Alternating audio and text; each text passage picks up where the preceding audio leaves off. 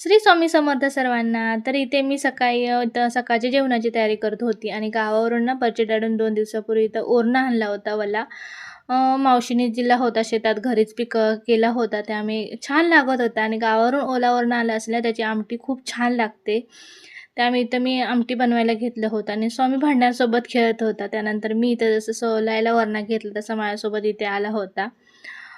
इथे ना पहिल्यांदा कढईमध्ये थोडंसं तेल घालून घेतलं होतं आणि त्याच्यामध्ये थोडं आहे ओला ओरणा आहे ना, तो परतून घेतला होता. थोडाफार फुटेपर्यंत छान असं तेलावर परतून घेतला ना, की नंतर लगेचही उकडून जातो. त्यामुळे इथं पहिलं थोडं तेलावर 5 मिनिटं परतून घेतलं होतं.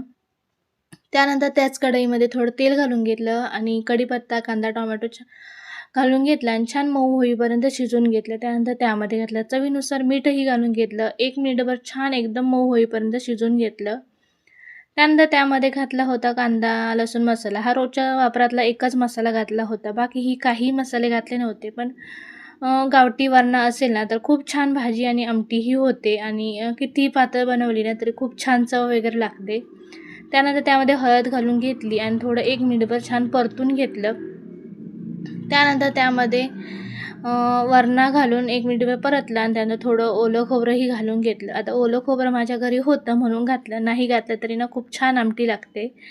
खूप असं आणि ताजे-ताजे असल्यामुळे ना खूप छान अशी चव लागत होती आणि जेवढं मला पाणी पाहिजे होतं तेवढं पातळ करून घेतलं आणि छान उकळून वगैरे घेतलं.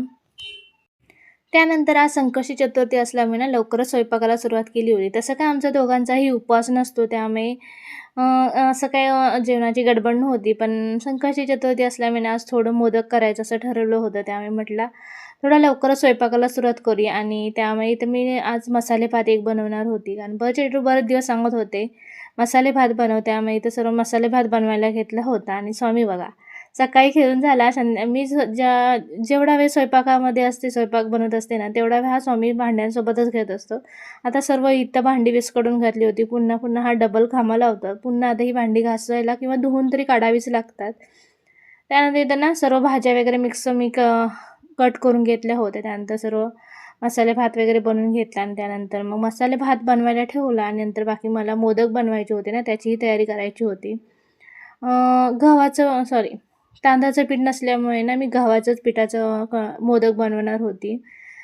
कारण तांदळाचं मिक्स पीठ होतं त्यामुळे काही जास्त मी बनवणार नव्हती. कारण सकाळीच माझ्या आणि बहिणीचं आणि माझं बोलणं चाललं होतं. तांदळाचं आणि नाचण्याचं पीठ असल्यामुळे थोडंफार कडक होतात.